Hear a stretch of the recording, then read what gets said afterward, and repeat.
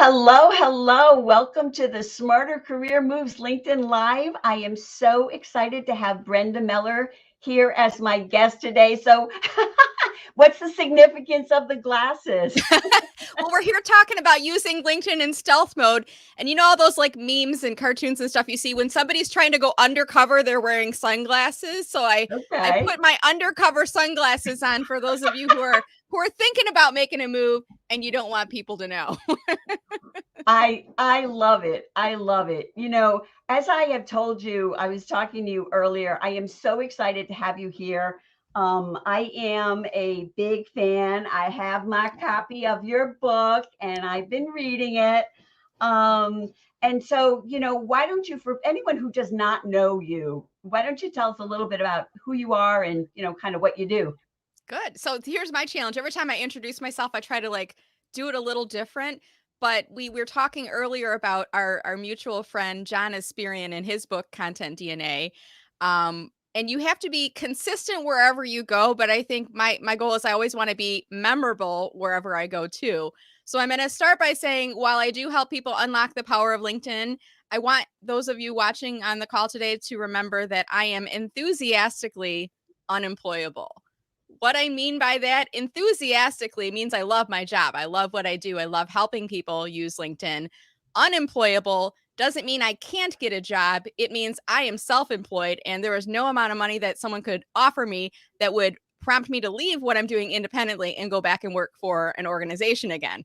So it is possible. There might be people watching this that are like, hey, I got the nudge to think about starting my own side hustle and moving along.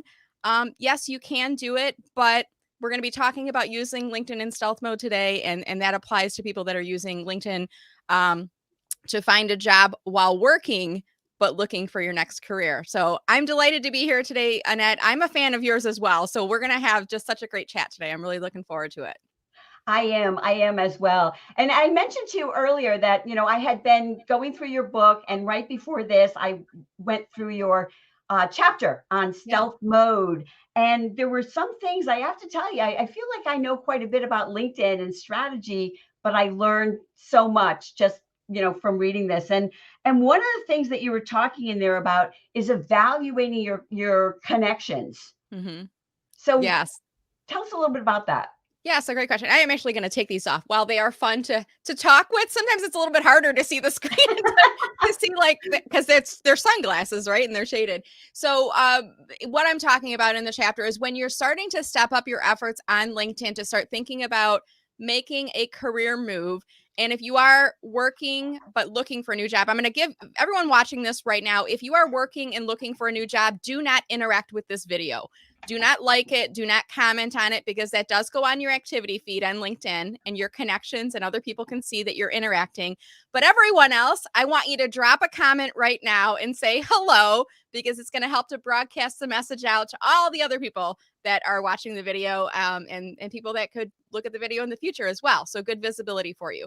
So the point about removing connections or evaluating your connections on LinkedIn is this: when someone connects with you on LinkedIn, they now have the ability and a higher likelihood that they're going to see you in their homepage feed. Whether you post or you're interacting with other people's posts, you're a part of those people that they're following your updates essentially. Now, when you disconnect from a person, it removes them as a connection so that they can no longer see your contact info. And it also decreases the likelihood that they're going to see you in the homepage feed. Now, it doesn't mean they're going to not see you at all, because if you have a pretty active LinkedIn profile and an active network and you're commenting and you're posting and other people that they are connected to are interacting with your posts, you still might pop up in there. The next level up from there would be blocking them. And that would mean they cannot see you or look you up, and you cannot see them or look them up. But if you're working but looking, that might be kind of awkward to block your boss. Yeah. So it might be a little better just to disconnect. They don't get a notification, but it does reduce the chances that they could see you in the homepage feed. So that's the tip there. So do they get notified though if you block them? They don't get a notification, but what could happen is they could look you up and they'll get a message that says this user's profile is not available. So it's kind of vague. Like, Oh, what does that mean? It's not. So I mean, but think about this, Annette. If you were my boss and you looked up my profile in it and we were connected and now it says this user's profile is not available, you're going to go over to your coworker John and say, John, I can't see Brenda's profile. Can you look her up? Did she delete it? And then John's going to look it up and you're going to go, wow, that's weird. And then John might say, it looks like she blocked you. So that would be awkward, right? big red flag. Yeah. One of the things that this topic is, so important, and I know it is. When I was working as a recruiter, I did work with a job seeker, a candidate who was fired because his Oh, boss no. found out he was looking. He just did not, and luckily I was able to place him, but other people might not be so lucky. So, Yeah. it's so important to I guess hide your activity. And I guess that's in terms of also with the updating of your profile. I know sometimes people, they have a LinkedIn profile and it's just they put it up, they put nothing in it, they have the skeleton profile, and Yeah. then once they start looking, they build out their profile. And one of the things you talk about is being obvious in so many different ways. So what are some ways that are make people obvious that they should absolutely not do? Yeah. So, first, I want to come back to a point that you talked about, like making profile updates. And, it Okay. used to be that when people would update a new photo, it would say, Brenda updated her photo, and it would push it out to all your connections. And then it would say, Brenda updated her headline, and it would push it out, and it would be in the homepage feed. And I don't know if it was a combination of people complaining about it that it was annoying or people not wanting to make profile updates because they didn't want them broadcast out. But LinkedIn kind of shut that down. The only thing that gets pushed out if you make profile updates now are if you start a new job, if you're promoted into a new position, or if you start or complete your education. The only other thing is if you celebrate a work anniversary. So you don't have to worry anymore about when you make profile updates, those going out. But to your point, Annette, I mean, we're, kind of like using LinkedIn in stealth mode. It's not a button. It's not like a little button you can turn on stealth mode or anything, but it's kind of an approach to using LinkedIn. And I don't want to have people like setting off red flags that they're looking, especially if they're kind of trying to keep it on the down low. But you also don't want to be completely dormant on LinkedIn and then go from that to like super, super active. So making small changes to your profile bit by bit can help. So starting with, and we were talking about this, building up your profile so that you look like a great company ambassador. Nobody's going to think you're looking for a job if you look like you love your job. I mean, Yeah. that's a brilliant technique. And you talked about that, I think, with your about statement, right, Annette? Yeah, I that's what I do with my clients. I, suggest, and when I write their profiles, their about sections, we talk about how all the great things that they're doing right now and how they're looking so forward to continuing with the team and blah, blah, blah. And I do advise them to put their email address in the about section, but with Yeah. a phrase like, always looking to connect with clients and colleagues. And here's my email address, just to make it easy for people, to contact them. But to throw off the scent that, oh, I'm looking, to focus on how happy you are where you are. But you Yeah. even take that a step further in your book when you're talking about highlighting the company. So it sounds really counterproductive to go whole hog, but you know what, the strategy is just right on. So tell us about that. Yeah. So, I mean, the strategy here is you want to make yourself look like a great brand ambassador for your company. And your company, if you're kind of positioning your company in the best light possible, you should have a header image, that rectangular block that sits behind you that is promoting your company. Maybe it's a picture of your building or a picture of your logo. Maybe somebody from the marketing team has issued LinkedIn headers for you to use and you put that up there. Even if you hate your job, you still do this. Okay. You still do this. And let me talk about why.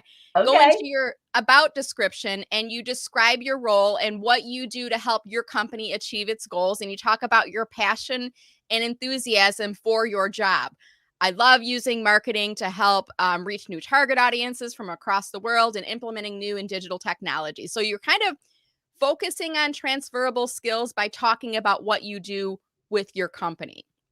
In your experience section, I like to start it off with like a 1 to 2 sentence description of the company, which, by the way, go to your company page on LinkedIn and copy and paste it. Don't like Yep. overthink this. Grab it from there. Follow that with maybe just a 1 or 2 line description of your job. Very, very high level. In my role as marketing director, I oversee the marketing efforts to help XYZ organization achieve its business goals. Something very high level. You don't want to copy and paste from your resume because that's going to set off the red flags. And then follow that both in the about statement and in your experience section with, to learn more about ABC Company, visit our website at, and include one call to action. It could be website address, it could be email, it could be info at ABC Company or something like that, or it could be a phone number, maybe for your front desk or reception area. But by doing all of these things, it makes it look like you're promoting your company and you love your company, right? Which, let's think about this from 2 perspectives. One, your current company, your boss, your head of HR, the leadership team, the sales team, whatever, they're going to be like, wow, Brenda is like helping us out here. She's promoting us. She's got our call to action, all these. Great. She's awesome. And somebody might say, I thought she was looking for a new job. And then someone else can say, oh, it doesn't look like it on her LinkedIn profile because she's promoting the heck out of us, right? So you look good for your company. You throw them off the chase. The other thing, and the perhaps more important view, is think of all of the other people looking at your LinkedIn profile.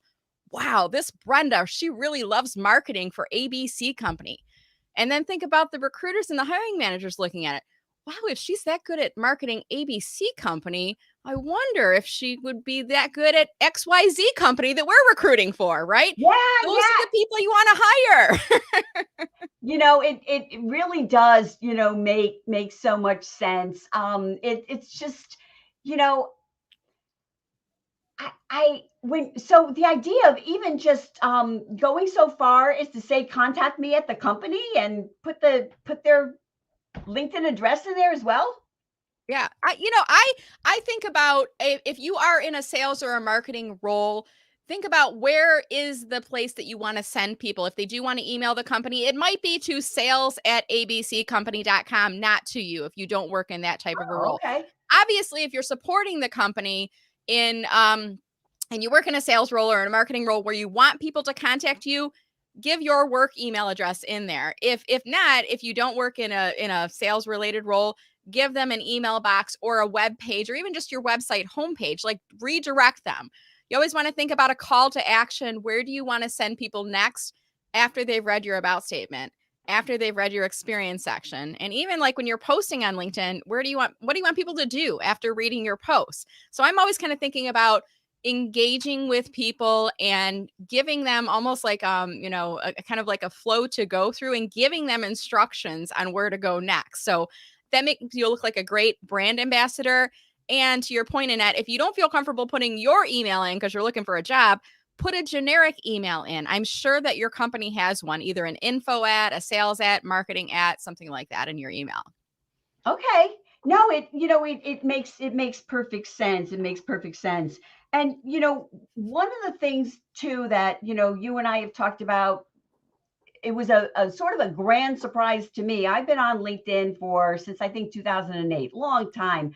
And I always thought of LinkedIn as kind of a push for me to Mm-hmm. push things.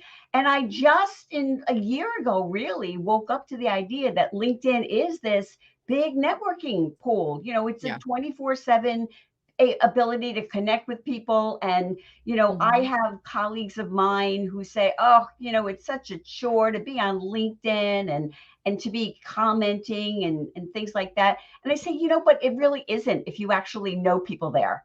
Mm-hmm. you Yeah, know when absolutely. I when think you really see it. And one of the things that you talk about is making it part of your life. I mean, I know when we were still going to in-person events, I would run into people and they'd say, oh, I just lost my job, I'm out here networking and blah blah blah, and yeah. they're running around passing out their cards. Mm-hmm. And they say, oh, I just don't have time when I'm working, but now here I am. And LinkedIn should really be like that too. Yeah. A lifestyle sort of. Yeah, I think it's all about, especially the longer you're in your career, it's you're more likely to find your next opportunity from someone that you know than it is by just applying to a blind job board. And even if it is a job posting that you see through a job board, finding someone that you know at the company can help to bring you into those positions. So, and I want to, invite the people that are watching this, whether you're watching this live or in a playback later, drop advice for people that are in career transition about networking, because a lot of us, it's intimidating to think about, well, how do I meet people? How do I network with people all the time?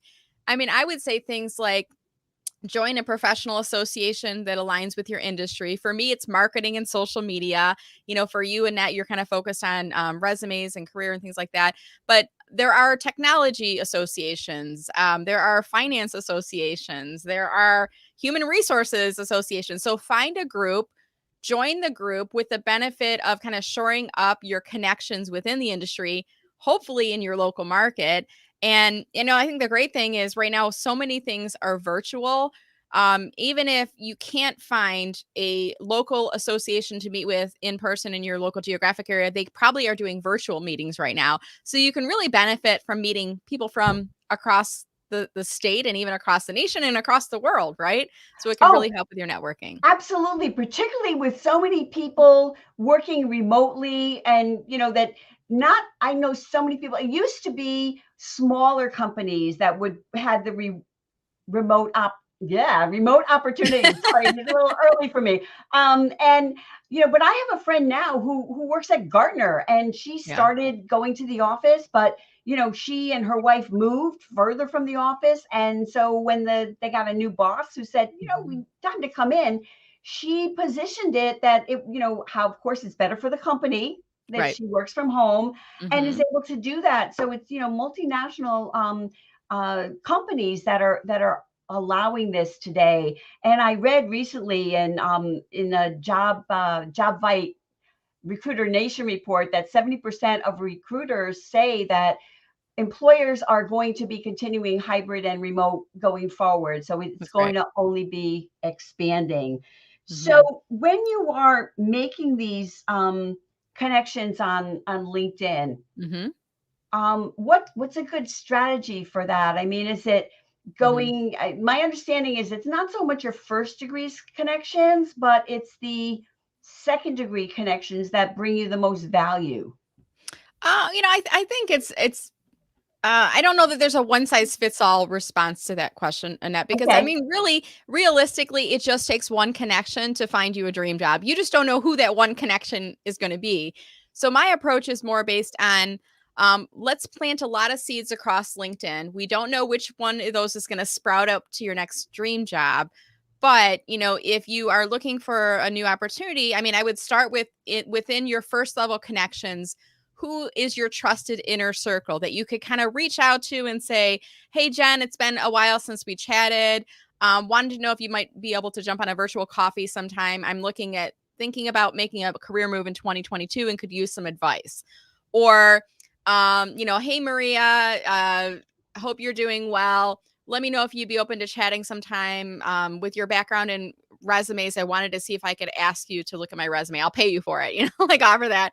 But reaching out to people that are trusted first level that won't spread the word first. And Yeah. then also growing your second level network, because we tend to, a lot of us are, a lot of people are using LinkedIn, and they're kind of thinking like LinkedIn is a job search network. It's not. It's actually a professional networking site. So you kind of have to get over that preconceived notion that it's for job search. And then once you start using it for professional networking, connecting with as many people as you can that are in your targeted geographic area, for one. Yes. So looking at Yes. people in your area, not just people that work in your targeted industry or targeted companies, but in the area. That's one area. And then another would be people. I like doing this is like a kind of an interesting technique I've taught people. Find people who are in your targeted geographic area and in your targeted job title. So if I was looking for a marketing director position in Metro Detroit, I would go into the search bar, I would type in marketing director, click on people, and then apply the location filter for Metro Detroit and change the connection level to second. And then find as many people in Metro Detroit. To your point or your question about, the invitation itself, Annette, I would make the invitation all about them, not about Mhm. me. So I would say, I'm looking for another name I haven't mentioned yet. Hi, Joe. We haven't met yet, but we're both in Metro Detroit and we both have experience as marketing directors. Let's connect on LinkedIn. Then, once Joe accepts my invitation, I might say, thanks for accepting my invite, Joe. I'm starting to do more networking now. If you're aware of any organizations that are meeting virtually based in Metro Detroit, let me know. Or if you have any tips on networking, let me know. And that kind of like, Joe might reply back and say, hey, you should check out AMA Detroit, or you should check out the Detroit Economic Club. He'll give you some suggestions. So starting to kind of build up conversations with people can Yep. help increase your visibility. And Yes. Annette, they're going to come back to your profile, right? And they're going to look you up and read about you, right? Yeah, yeah. And the mistake that people make, people that I know make when they're looking for a job, is they look for people like that, they connect with them, and then Yeah. they say, "Oh, I'm looking for a job. Can you Do you help know of me?" any? Or Yeah. do you know of anything? Or immediately, I see you work at Diageo. I always meant Diageo because they're local to me. And they say, I see you work at Diageo, and I'm interested in the position they have there. Can you make an introduction or something? And people don't realize that it is the relationship. And I've heard you talk about this in different ways about being at a networking event. And if Yeah. you go to a networking event, you're not going to walk up to somebody and say, hi, I'm Annette. Nice to meet you. I'm looking for a job. Where do you Right. work? And do you have a job there for me? But people do think of doing that on LinkedIn, and I don't understand why. I think there's something to be said with when we talk to people on social media, or when we talk on social media in general, we don't think about, would we say the same thing if we were standing next to them inside a room, because we kind of feel like we have this kind of, it's not like a cone of silence, it's almost like a cone of etiquette that's changed in the online world. But let's use that earlier example. I connect with somebody named Joe and it's for the purpose of finding a job, but my first interaction with him is, hey, do you know of any networking groups in the area? Maybe he gives me a suggestion or two and I say, great. I'm starting to kind of open my eyes to new positions and, thinking about making a change. If you hear of anything, let me know. So I've just planted a seed with Joe, right? Remember planting the seeds? I talked about that earlier. Now, the cool thing about, if you connect with a lot of people in your geographic area that are in your targeted job title, and maybe you tell a handful of them that you're starting to look at other opportunities, eventually one of them will be contacted by a recruiter. And this was me when I was in corporate. I was contacted by recruiters. I love my job. So I'm like, nope, not interested. Oh, wait, I had a phone conversation with someone named Joe last week and he's looking for a job. Would you be open to me introducing you? Okay. So Mhm. now I've got people looking for me that, really aren't doing the job. They're just kind of passing those leads along. So, yeah, it can be a technique, but I think to your point in that, it's relationship building, it's trust building. You don't go for the jugular like on that first message. You Mhm. kind of are building up that professional relationship. You're building up trust. You're kind of demonstrating to them who you are as a human being. And then you weave it softly into conversation at some point. But yeah, hopefully that helps people out. I also hear from people that they discount the idea of going to a job seeker group. And I know you do Mm. a job seeker thing every week, and you can talk a little bit about that. But you know, what people think is that, oh, if I go to a job seeker group, everybody there's looking for a job and it's not going to benefit me. But you Yeah. know what? That's the same thing. Somebody may contact me for a job. Mhm. I'm not interested in it, but I can pass it on to you because one person's job they're not interested in is somebody else's dream job. And so it is all about that, relationship building kind of everywhere in your life. And as you said earlier, you never know. You never Right. know who it's going to be. And the same thing is, you don't know that maybe you're on some, new beau is working at the company that you want to get into. And so I mean, I know this is, offline, but the idea of making sure that the people in your network know what you're looking for and not, Mhm. I get all the time, and I'm guessing you do too.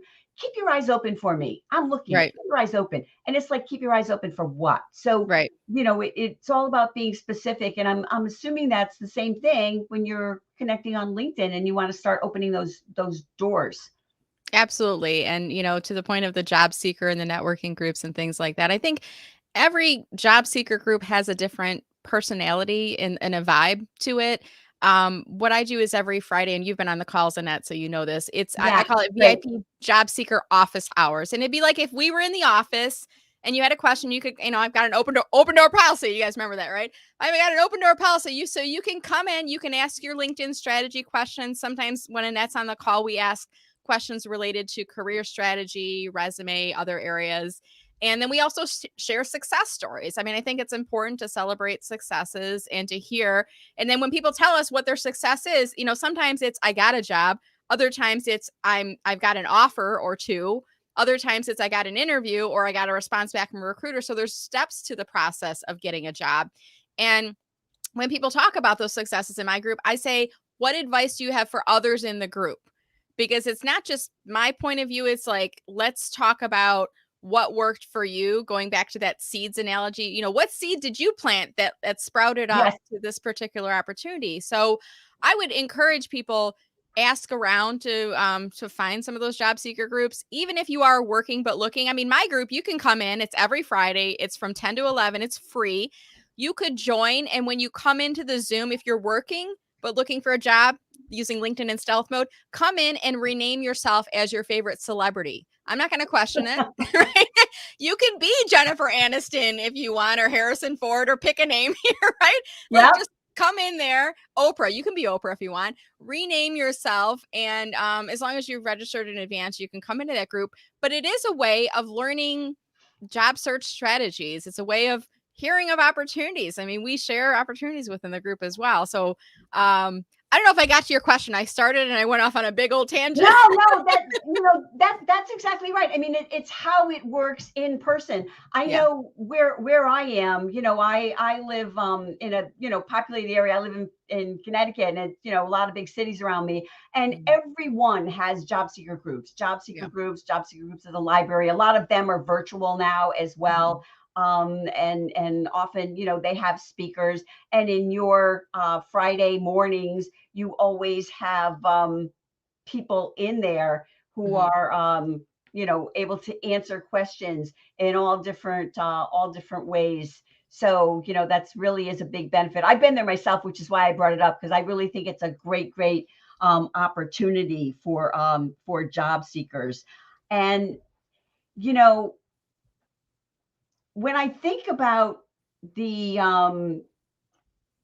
idea of being open and ready. And I think the idea too with recruiters, as you had, we were talking about that a little bit. If you are not looking right now, but you are able to give a name to a recruiter, that's a great way to stay on their radar and build that relationship with them as well. Because, I've had friends who say, I don't even want to be on LinkedIn because I don't want anybody, recruiters, contacting me. I'm like, okay, why not? But, because it is so much about those relationships. And one of the things that I think too, and I think we've talked about this before, the idea that people are on LinkedIn and they put up their profile. And you know what? The best profile that I can create or you can create is not going to do you a lot of good if nobody sees it. Right. And so someone who's on LinkedIn and they want to, they hear, oh, LinkedIn engagement, and oh, what's that? And oh, I think I need to do that. So if people are on there, how do they start to sort of gain that visibility so that they come to the attention of people, who are not necessarily recruiters searching for them? Yeah, good point. So I'm going to just kind of talk briefly about, I was recently working with a client before the holidays who really had not been active on LinkedIn at all. And she was in an executive leadership role, and their company had gone through some changes, due to the pandemic. There were some cutbacks and whatnot, and her position was one. So we really had to kind of start with getting her profile updated and in tip-top shape, because she wanted to start making a move on, and start looking for her next job after the holidays. She was also not active on LinkedIn at all, and was really kind of opposed to posting and engaging and things like that. And we got done with her profile. We had our follow-up phone call just the other day. And she's like, I'm kind of surprised. Like, I haven't really gotten a lot more views on my profile, and I had no recruiters calling me. And I'm like, well, we got to keep in mind, we just came out of the holidays. So yeah, some recruiters were still looking, but a lot of them weren't. So I'll say that let's give it a couple more weeks and we should start to see some things coming through.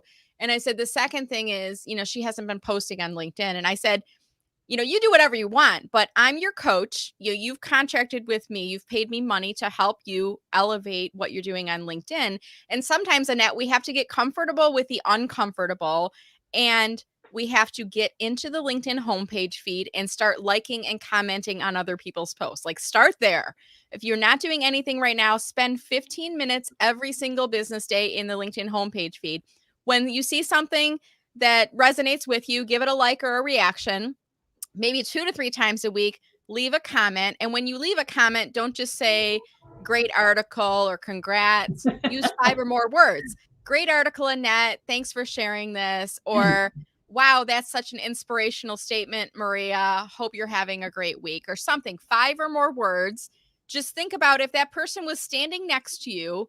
We talked about this earlier, right? Standing next to you and they read it to you. What would you turn to them and say? You wouldn't turn to them and say, cool, and then walk away. Like, you need to be conversational. So if you're apprehensive, I think starting with just getting active in the homepage feed, that's going to increase your visibility. There's going to be a portion of people that are starting to see your name pop up because it'll say Brenda Meller liked this, or Annette Richmond commented on this. They're going to click to go to your profile. And if you've optimized your profile, if you filled it out, you look like you're a great company ambassador, they're going to go, wow, she looks like she has some great skills. I wonder if she might be open to thinking about a move, right? Yep. So starting there, I think, can be helpful for many people.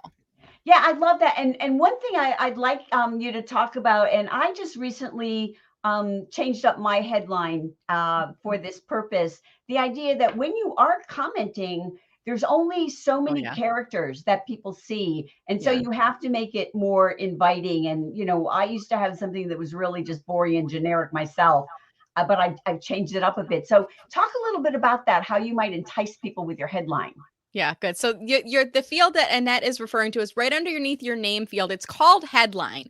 If you have never changed it, it's going to say job title at company, and it's going to pull from your experience section, your current job title at your current company. And there's nothing wrong with that, but think about it's a headline. It follows you around on LinkedIn. So think about even on social media. Sometimes we see headlines and they'll make us click to go and read the article because we're interested, Yes. And other headlines, we're like, I'm not interested in that. I'm going to scroll longer. They're kind of boring, right? So it's the same way on your LinkedIn. So let's say I was director of marketing at ABC company. If I didn't change it, you would see director of marketing at ABC company, that's it, right? So as I comment on Annette's post, you can see a portion of my headline appears. Now, LinkedIn gives you 220 characters in total.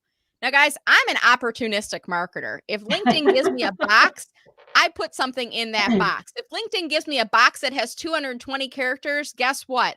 I'm going to use as many of those 220 as I can.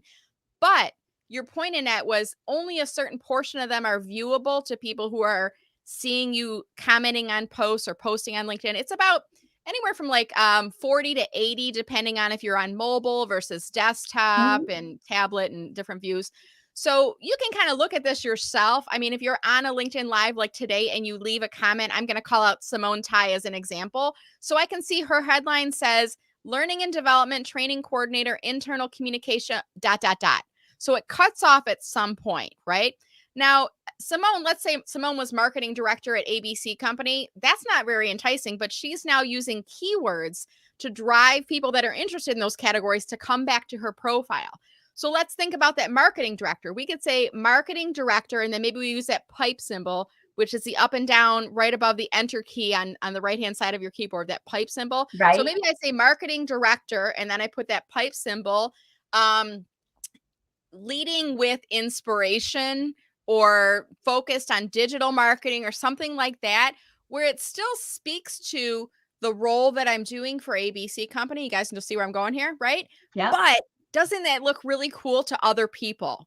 And wouldn't that be a headline? Because this is a headline, right? A headline that you'd want to click on.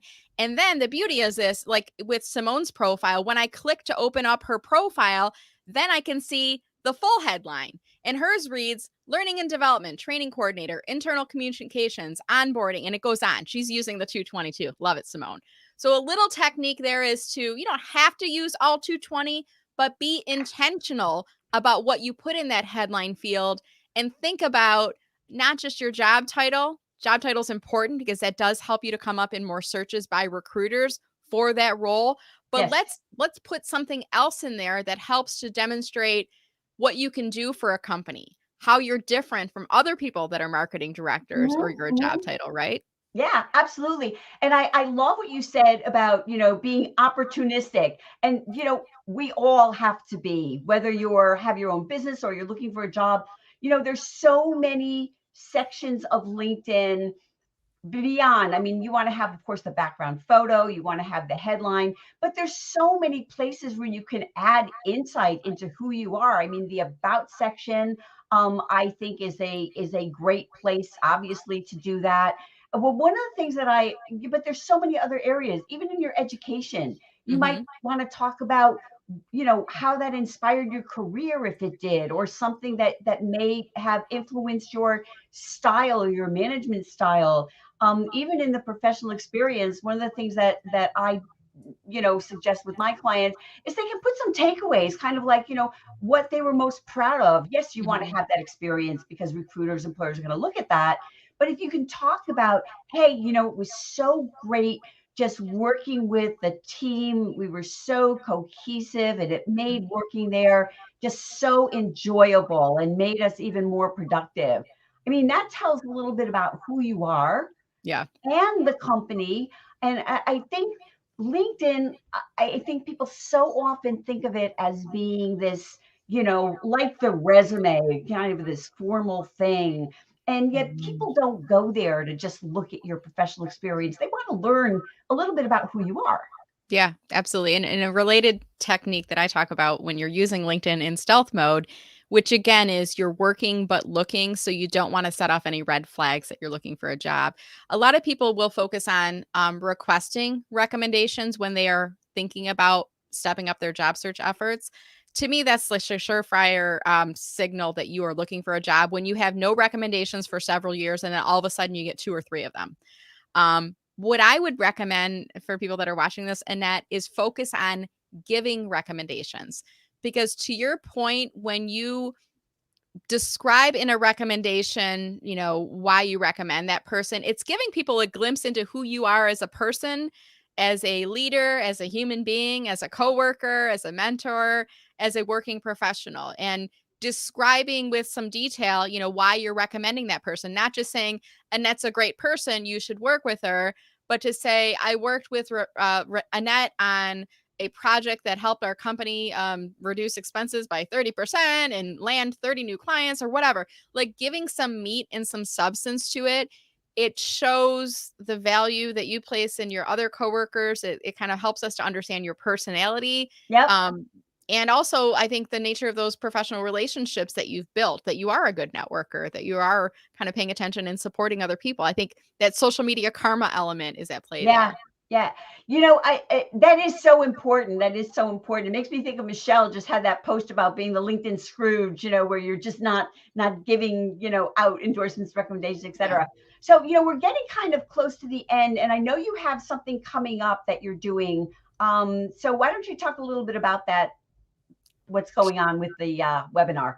Sure, absolutely. So I started this during the pandemic. I did a 4-part series. It's LinkedIn for job seekers. It's a 4-part webinar series, and I've tweaked and modified it a little bit. I'm relaunching it again starting in January, and I'll drop the link into comments below. There'll be a 4-part webinar series that will go along with this. So the first one is a 90-minute webinar, and I'm pulling it up so I can read the title. I'm going to try to multitask and do this right now. The first one is optimizing your LinkedIn profile for job search. So this is going to be on Monday, January 17th. And this is a 90-minute session live. It's free to attend it live. If you want the playbacks, you got to join my Job Seeker Club. Webinar 2 is LinkedIn search invitation and messaging strategy for job seekers. That's going to be on Monday, January 24th. That's a 45-minute session.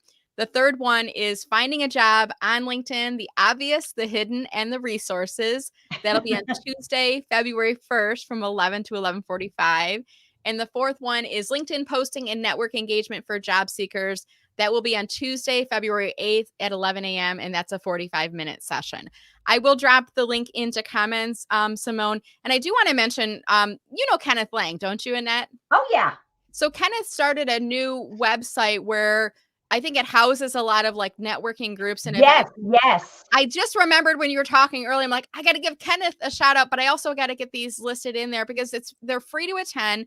These are really designed for people that are in career transition, in between successes. If you want to say unemployed, go ahead. I like the in career transition, in between successes words. I like that too. I'm gonna steal that. Yeah. Oh, no, please. And or if you're working but looking for a new job, and you can register as yourself. Again, if you come into the session, you can rename yourself so we don't know who you are, right? I'm totally fine with that. And if you can't attend live because you are working, I will also include instructions on how to access the playback through my Job Seeker Club. So thank you, Annette, for allowing me to talk about that. And I'm hoping you'll be on. I'm not sure if you'll be on tomorrow's VIP call, but whenever you're able to join us, you're always welcome to come back on Fridays. Well, I appreciate that. It's, you know, it's a lot of fun. It's a lot of fun to be on there. And, you know, it is so encouraging for people to hear about other successes. And one of the reasons that, you know, I like to have you know, recruiters come on LinkedIn Live, come on Clubhouse, is because I can talk all day long about what recruiters are looking for. But when you hear it from the person's mouth, the recruiters say, you know, what they're looking for, it really resonates. And I can tell people all day long, you need to be networking on LinkedIn, that's the way to find a job. But when you hear somebody say, you know what, this is how I got my job. I ended the year, I was so excited. I got an email from a client and he said, you know, I'm so excited. I just accepted an offer and I'm starting like the day after the holiday ended. Yay! And he said, you know, I'm really surprised that I found it through someone in my network. I have a relatively small network, but I have been building it since I met you. And you know, it was so exciting to hear that. And you know, when people do go in your group and people do get a chance to get up and talk about their success, it's so encouraging to other people because, you know, we can talk about it. We can say it works. We can talk about people, clients we've worked with.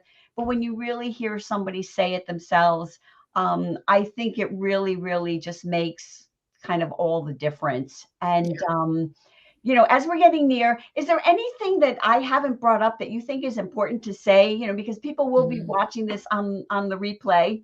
Yeah. So I actually do. I'll leave you with two things. One is if you are using LinkedIn in stealth mode, I actually do have a webinar playback that you can watch, and I'll drop that in comments. It's a 30-minute webinar, kind of goes through some more things in depth. If you want to buy the book, I'm okay with it. You can buy the book, but it's another resource you can look at.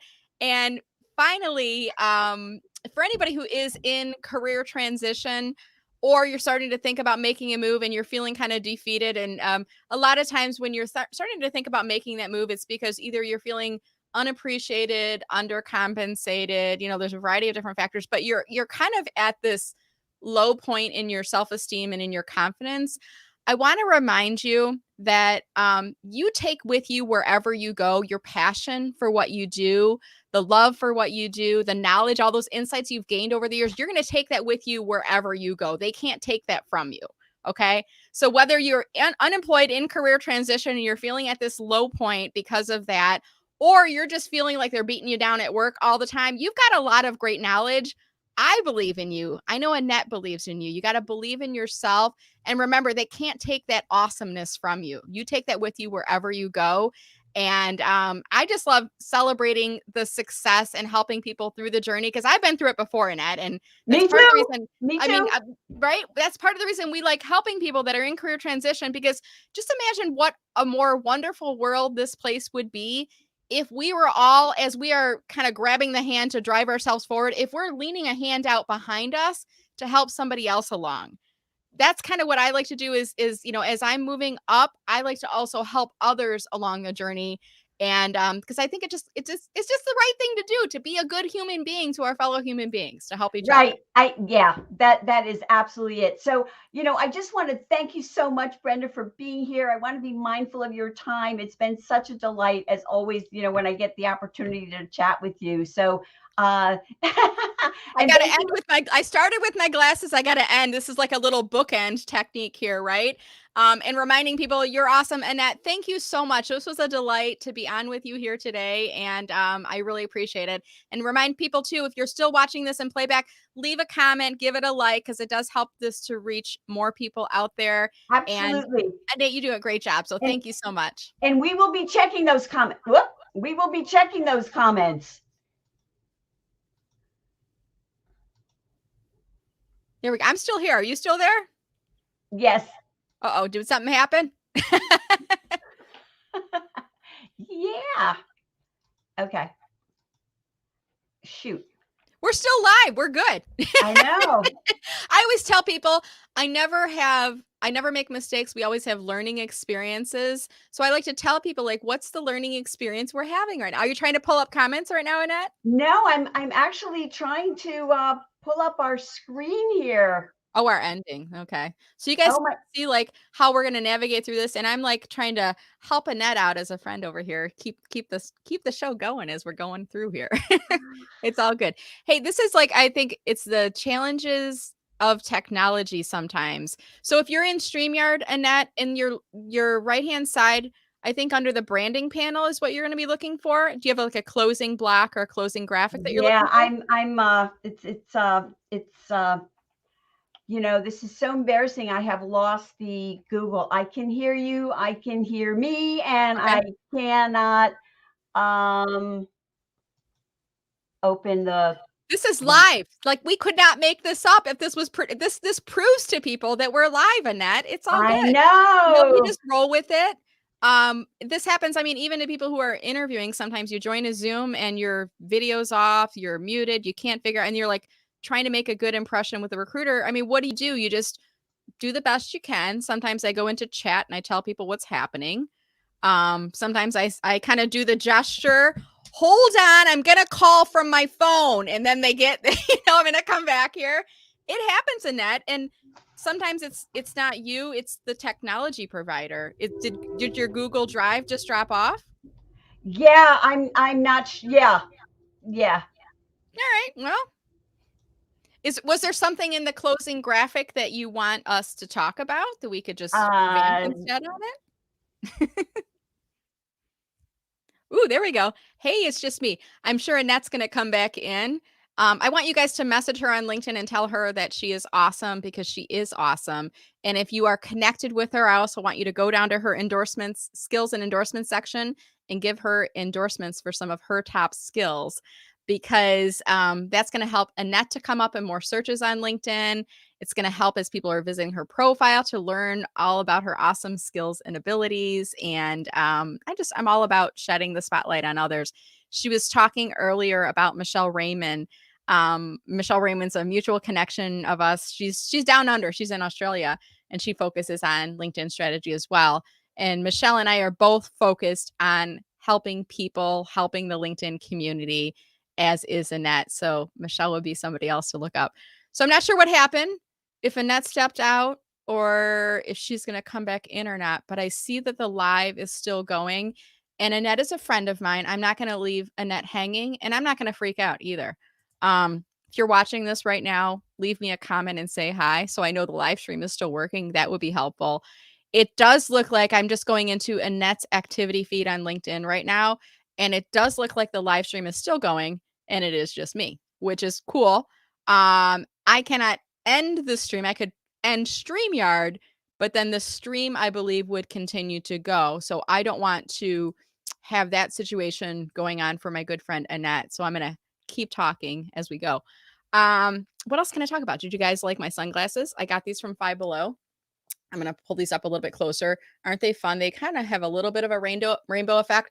My daughter calls these my, what does she call these? These are like my emoji selfie sunglasses, because they kind of look like emoji glasses. Five Below. great little investment. I always like to pick up props and stuff like this. What else? Did you guys like my Girl Boss mug?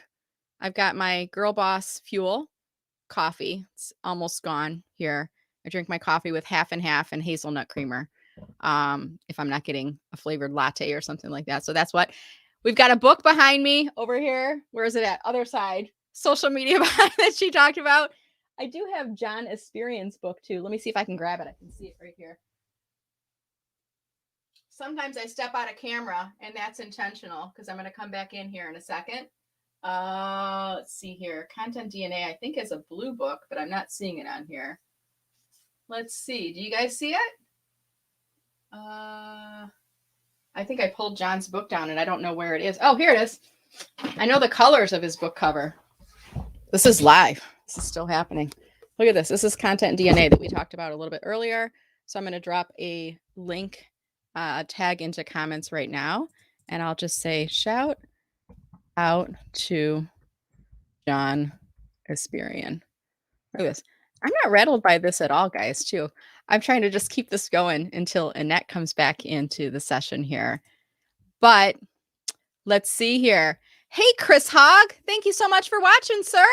Are you loving this? This is me vamping, trying to wait and see if Annette's going to come back on here. I'm trying to keep the conversation going until she comes back into the room and closes us off. I may have to just end the stream, though. I'm not sure what happens. Does anyone know what happens if the person hosting leaves? If you leave, does it end the stream? Do you know? Let me know. This is kind of a learning experience for me. I've been on the other side of this. I was actually had this happen to me once before. And say hi. Oh, I see 47 minutes ago, Annette said, say hi. I'm not seeing her commenting right now, but I had this happen to me before where I was doing a live stream. My internet went out. My good friend, Terry Bean, without a beat, he just jumped in and he's like, okay, Brenda left. I'm not sure what happened. I know she's going to come back. So he just kept talking until I came back in the room. That situation was reversed. Terry Bean was presenting one time and I was helping out with marketing for an organization's event, and his computer battery was dying. He had to leave his laptop station and go find his cord in the other room. So when he did that, I kind of jumped into the screen and I helped him out. This is what we do. We help others out when they are having difficulty with technology. And I think this all kind of works in the same way technology works with karma as well. You help others, they're going to help you. The universe is going to reward you back at some point with that. So let's see. I'm not seeing Annette coming into chat. I'm going to check my email and see if she's emailed me. And, you know, sometimes internet goes out at home as well. She has not emailed me. Let's see here. Does anyone know? Has this ever happened to you before where the host leaves the live stream and the stream keeps going? If I leave, does the stream end? Is my question. Does anyone know this? Kind of feel like I'm hijacking Annette's LinkedIn right now, but I want to help her out. And look at that! Anyone else? This happened to you before? What happened?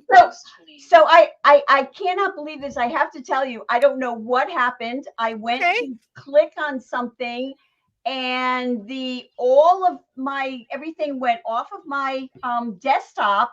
Yeah. And I was unable to pull anything up. So I don't know. I screamed for my husband, who's kind of a geek. Did you see me talking the whole time? Yeah, I could hear you talking until I closed everything down. And then I was actually listening to you on my phone. So I could there you go. I was wondering, like, if I ended it, like what I didn't want, I was fine with ending it, but I didn't want to end it and then have like a black screen on your stream. And I'm like, I walked around, I grabbed a book, I talked to people, I showed my mug. I heard you. It was fabulous. So I am so appreciative of you hanging in there. So we can officially try saying goodbye again. All right, there we go. Goodbye again.